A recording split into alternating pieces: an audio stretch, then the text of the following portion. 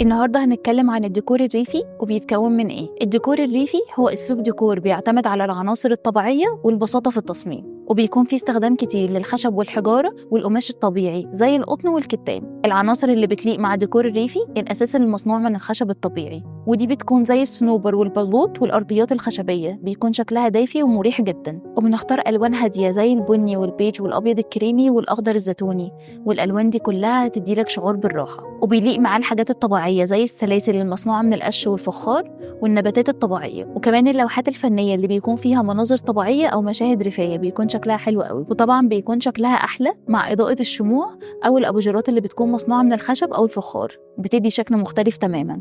الديكور الريفي بيكون مناسب جدا للمطابخ، وده لأنه بيضيف لمسة طبيعية، ودي بتكون زي الأرفف الخشبية، ونقدر طبعا نضيف فيها أدوات مطبخ قديمة للديكور. ديكور الريفي بيخلي شكل البيت مريح ودافي، وبيجمع ما بين البساطة والجمال الطبيعي، وطبعا ده هيدينا الشجاعة إن احنا نضيف لمسات ريفية، وهنشوف الفرق بنفسنا.